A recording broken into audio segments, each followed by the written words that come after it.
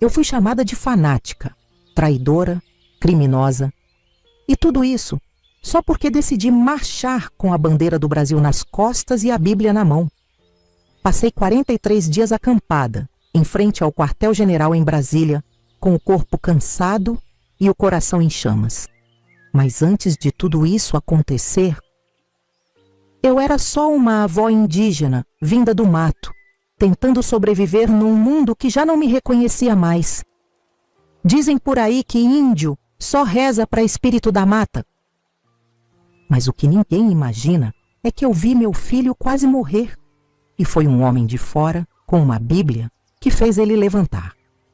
E naquele dia, lá no meio da nossa oca, com o barro rachado debaixo do pé e o corpo do meu menino ardendo em febre, eu vi o impossível acontecer. Desde então, tudo virou do avesso. Mas antes disso, eu era só mais uma mulher da aldeia, igual a tantas outras. Me chamo Iracema do Rosário Amaral. Nasci ali mesmo, na aldeia de Coroa Vermelha, perto de Prado, aqui na Bahia. Fui filha de Cícera, mulher forte, sabedora das ervas, e do velho Amaral, que fazia cocar tão bonito que até o vento parava para olhar. Cresci descalça, correndo no mato, ouvindo história dos mais velhos e dormindo com cheiro de fumaça no cabelo. A gente era pobre, mas era inteiro. Tudo que a gente tinha, a gente sabia de onde vinha. E me diga uma coisa. Como é que você se chama, hein? E tá escutando essa história da onde? Fala aí nos comentários que vovó gosta de saber com quem tá conversando. Meu tempo de menina era no mato e no rio. Aprendi a nadar antes de falar direito. Comia fruta no pé, fazia boneca de sabugo, corria atrás de passarinho só para ver bater asa. Minha mãe me ensinou a ouvir o mato, escutar o que a folha tem para dizer. A gente rezava olhando para o céu, agradecendo cada chuva que caía e cada mandioca que vingava. Casei cedo, como é de costume. Tinha 16 quando me juntei com o Raimundo, pescador calado, mas de coração firme. Com ele tive 4 filhos, tudo em casa mesmo, com parteira da aldeia. Cada um foi recebido com reza, folha e nome de guerreiro. A vida era dura, mas era certa. Acordava cedo, cuidava da roça, fazia farinha, trançava colar para vender na beira da estrada. À noite, tinha roda de conversa, dança e fogueira. Me lembro do cheiro do peixe assando na folha de bananeira, da fumaça subindo devagar, e dos mais velhos contando das guerras que travaram quando o branco chegou. Sempre diziam, fica esperta, menina, o branco vem rindo, mas traz veneno escondido no bolso. A gente crescia com isso dentro da cabeça, mas eu sempre fui calada e observadeira. Gostava de escutar. Quando veio uma moça da cidade ensinar a ler, fui. Aprendi meu nome, o dos meninos, e mais umas palavras. Escrevi num caderno velho que tenho até hoje. Depois disso, nunca mais sosseguei o pensamento. Era como se as letras tivessem acordado coisa dentro de mim. O mundo foi chegando de mansinho. Primeiro foi o carro, depois o posto de saúde, depois a política. E aí começou a mudar tudo. As meninas da aldeia já queriam ir para a cidade, passar maquiagem, usar roupa curta. Os meninos começaram a achar que andar com arco e flecha era coisa de besta. A aldeia estava de pé, mas o espírito do povo parecia que estava indo embora. E eu sentia um aperto no peito que não sabia explicar. Teve uma noite que eu estava sentada na frente da oca e olhei para o céu. As estrelas ainda estavam lá, mas não brilhava igual. Meus filhos dentro de casa, cada um agarrado num aparelho estranho, com a cara grudada na tela. A fogueira apagada, o silêncio pesado. E eu ali, parada, perguntando para dentro de mim o que estava acontecendo com o nosso povo. Foi nessa época que começaram a falar que tinha uns homens de fora chegando. Diziam que era gente que curava com oração, que falava de um Deus diferente, que trazia comida e remédio. Uns achavam que era mentira, outros achavam que era coisa de branco querendo dominar de novo.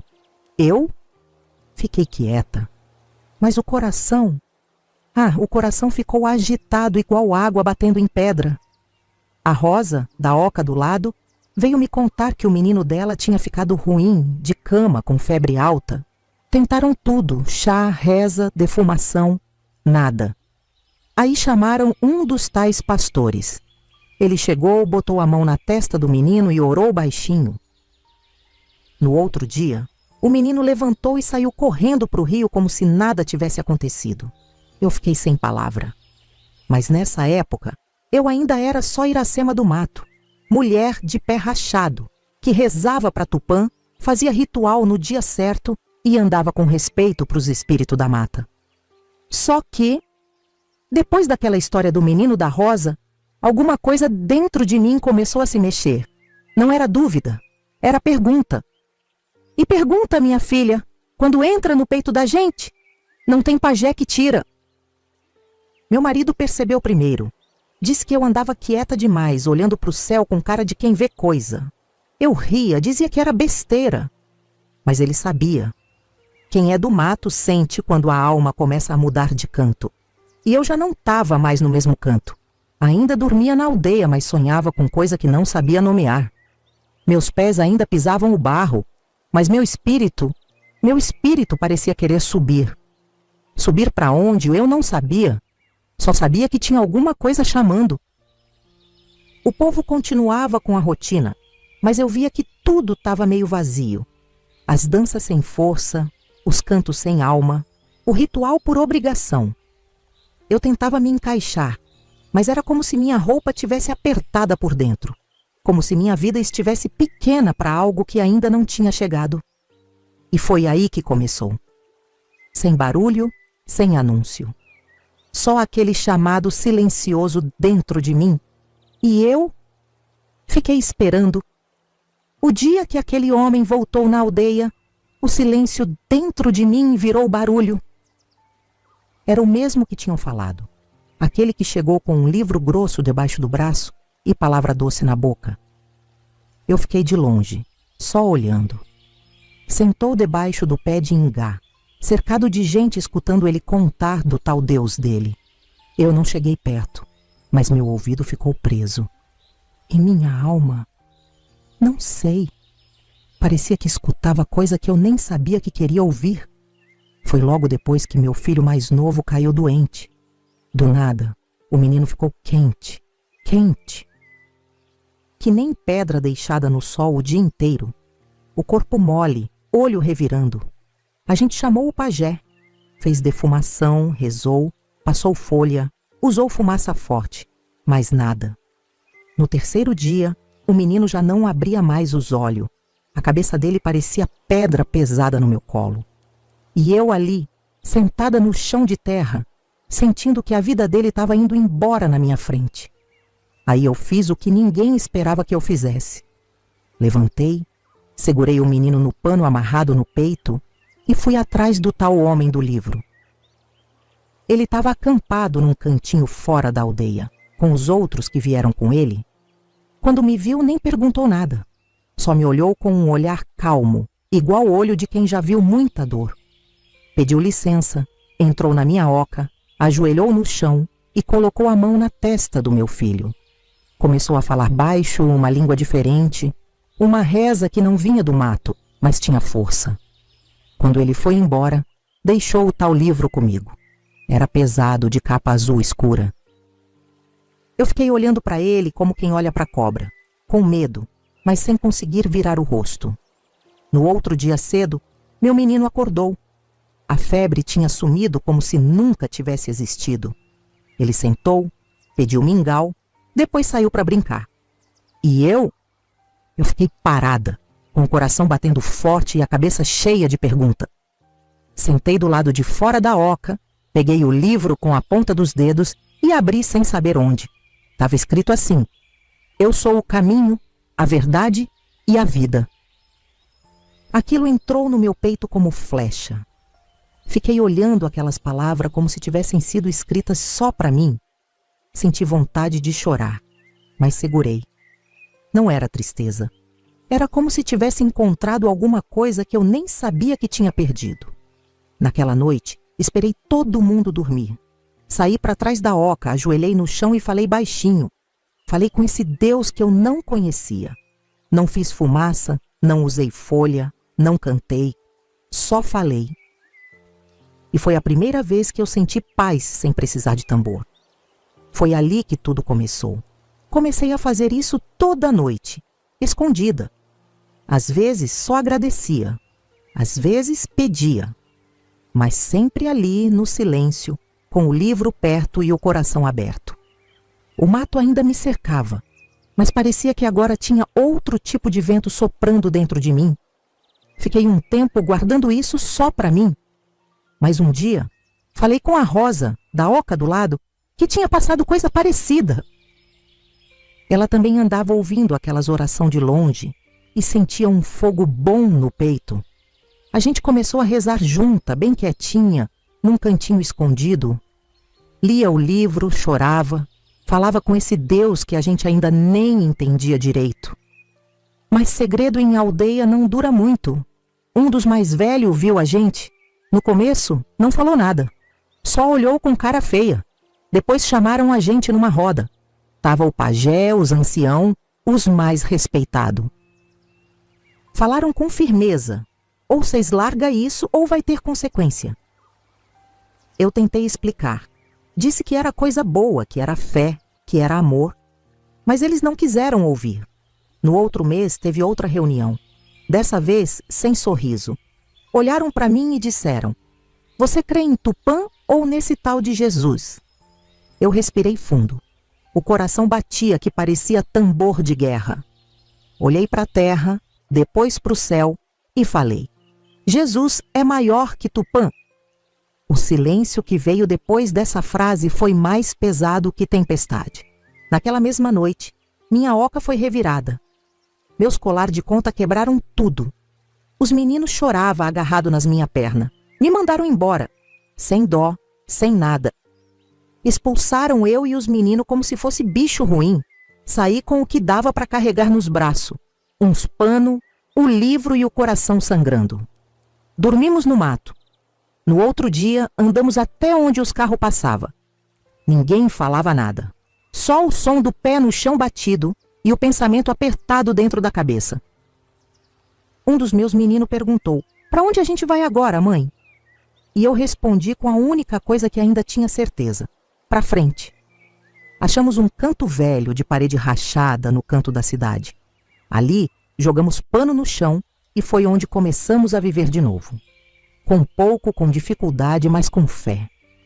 Eu pegava resto de pano, linha que achava jogada e fazia umas coisas para vender na feira. Os meninos ajudavam. À noite, a gente se juntava, abria o livro e rezava.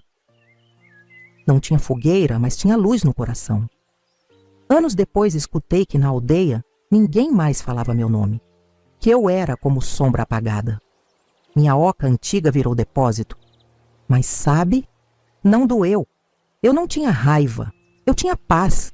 Porque mesmo sem terra, sem casa, sem tribo, eu estava inteira por dentro. E eu te falo com firmeza. Se você acredita nesse mesmo Deus que andou comigo quando ninguém mais quis, se inscreve agora no canal. Não para me seguir, mas para mostrar que ainda tem gente nesse país que sabe no que acredita. A pobreza não bate na porta, ela entra sem pedir licença.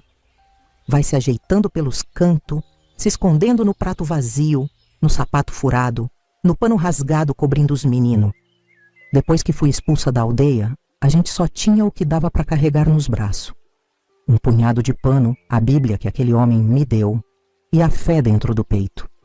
O resto, o mundo foi tirando aos poucos. Na beira da cidade ninguém olhava para mim com respeito. Era como se eu tivesse feito alguma coisa errada só por existir. Aí vai a que trocou os espíritos da mata por Deus dos brancos, falavam. Uma mulher me perguntou se eu ainda sabia fazer cocá ou se agora só fazia reza. Outra disse que eu tinha vergonha de ser índia, engoli tudo calada. Eu não estava ali para brigar. Estava ali para cuidar dos meus meninos e continuar firme na fé que salvou meu filho. Raimundo, meu marido, tentou segurar firme comigo. Pegava bico aqui e ali. Lavava carro, carregava saco de cimento, fazia o que aparecia. Mas o corpo dele era de roça, não era de cimento e concreto. Um dia, caiu de um andaime alto. Disseram que foi acidente, mas ninguém ajudou. Não teve ambulância, não teve justiça. Só teve um caixão simples, uma muda de roupa e uma flor que roubei do jardim do posto de saúde. Enterrei ele com o coração rasgado, segurando na mão dos meninos, que não entendia direito o que estava acontecendo. Voltei para casa, me sentei no chão e chorei. Chorei como nunca. Mas depois enxuguei a lágrima, amarrei o pano na cabeça e fui atrás de alguma coisa para dar de comer para meus filhos, porque a dor era minha, mas a fome era de todo mundo.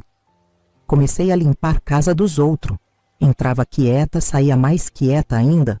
Tinha lugar que nem água me davam. Em outras me tratavam como se eu fosse bicho do mato. Diziam que meu lugar era na aldeia. Mas eu já não tinha aldeia, já não tinha canto, só tinha coragem. Com o que sobrava de linha e tecido, comecei a fazer pano de prato. Bordava à noite, com lampião aceso, olho cansado, mão calejada. Um dia, me veio na cabeça bordar uma palavra do livro que eu lia toda noite. Esperança. Depois bordei fé. Depois uma frase inteira. A vizinha viu, gostou, comprou. Aí outra pediu. E foi assim que comecei a vender meus paninhos com versículo. Um domingo, andando na feira, vi uma senhora vendendo uma bandeira do Brasil bordada à mão. Parei na hora. Aquele pano verde e amarelo me chamou igual chamado de longe. A mulher viu meu olho brilhando e disse: "Leva que essa bandeira aí tem força." Comprei com o último trocado. Cheguei em casa e pendurei na parede da sala.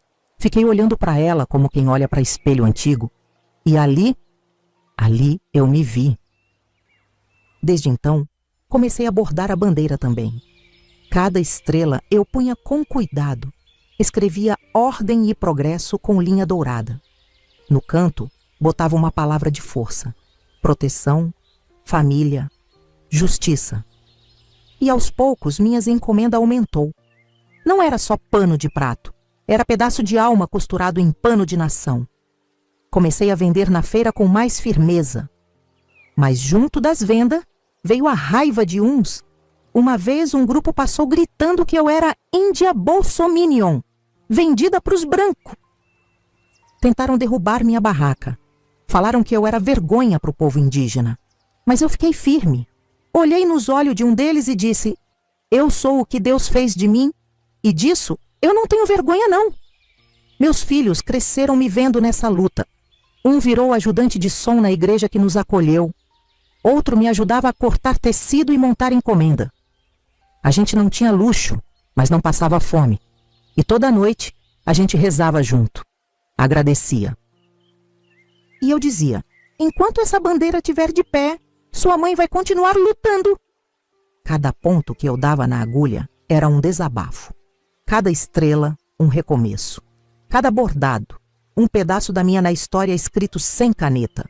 Eu não tinha título, não tinha diploma, não tinha tribo que me aceitasse mais. Mas eu tinha meu nome, minha fé e minha bandeira. Foi assim, no meio das linhas e das dor, que escutei no radinho a voz de um homem falando com firmeza: "O Brasil precisa de patriota de verdade." Aquilo me sacudiu por dentro. Senti um arrepio na espinha, como se alguém tivesse me acordado de um sono comprido. E eu entendi que estava na hora de levantar. E se você teve coragem de ouvir tudo isso que contei, então me prova que ainda tem brasileiro com sangue quente na veia. Vai lá, aperta o botão de curtir e inscreva-se no canal. Quero ver se você tem coragem mesmo. Eu já tinha perdido a aldeia, perdido meu marido, perdido a casa e até o direito de falar meu nome sem ouvir risada. Mas um dia, ouvi no rádio um homem falar que tinha gente acampada lá em Brasília, na frente dos quartel, pedindo justiça, pedindo respeito, pedindo o Brasil de verdade. Meu coração bateu forte. Senti que aquele chamado era para mim. Era longe, era arriscado, mas dentro do peito eu escutava uma voz dizer: "Vai, Iracema, agora é tua hora." Vendi tudo que tinha pronto de bordado. Peguei o pouco que juntei, costurei num saquinho e amarrei no corpo. Enfiei a bandeira do Brasil dentro da bolsa, dobrei minha Bíblia com cuidado e disse para os meus filhos: "A mãe precisa ir, é só por uns dias." Um deles quis ir junto, mas eu não deixei. Essa viagem era minha. Caminho que só se anda com fé e coragem. A rodoviária era barulhenta, confusa, cheia de gente apressada. Eu era só uma senhora com roupa simples, cocar pequeno de pano no cabelo e olhar firme. No ônibus ninguém puxou papo, mas tudo bem. Eu também estava em silêncio, o tipo de silêncio que só o espírito entende. Cheguei em Brasília com o sol quente estalando o chão. Caminhei até o QG com o coração na boca. Quando vi as barracas montadas, o povo de verde e amarelo cantando o hino com a mão no peito, senti uma força que fazia tempo que eu não sentia. Parei, fechei os olhos e deixei uma lágrima escorrer sem vergonha.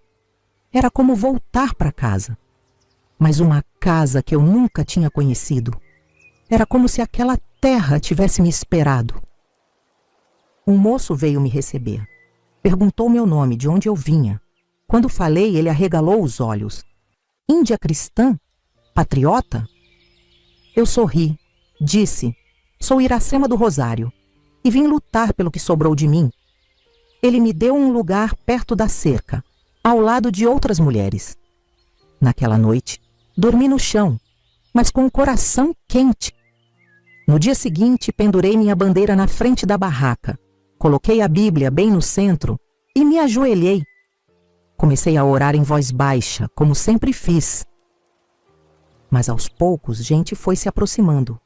Um pediu oração, outro quis ouvir minha história. Quando vi, já estava sentada no banquinho contando tudo o que passei, da aldeia até ali, e eles me escutavam, com respeito, com o olho cheio d'água. Pela primeira vez em muitos anos, eu senti que minha dor não era peso, era ponte. Os dias foram passando. Eu ajudava a servir café, a limpar, a consolar os que choravam. Tinha gente de tudo quanto é canto. Velho, novo, homem, mulher, branco, preto, caboclo, tudo misturado. Mas com uma coisa em comum: amor pelo Brasil. E cada vez que alguém vinha falar comigo, eu contava um pedaço da minha história. E no fim, sempre dizia: a gente só perde mesmo quando esquece quem a gente é. Teve uma noite que uma moça jovem, chorando, disse que queria desistir, que ninguém mais acreditava nela. Eu peguei a mão dela, mostrei a bandeira e disse: isso aqui é mais do que pano, é raiz. E raiz a gente não arranca com vento fraco. Ela me abraçou e disse: a senhora me deu força. Saí dali com o coração cheio. Eu não era mais só uma avó esquecida. Eu era parte de algo maior. Alguém me chamou de Vovó Iracema. Outro completou: a guerreira do Rosário. E aí pegou. Toda hora era alguém me chamando. No começo fiquei tímida.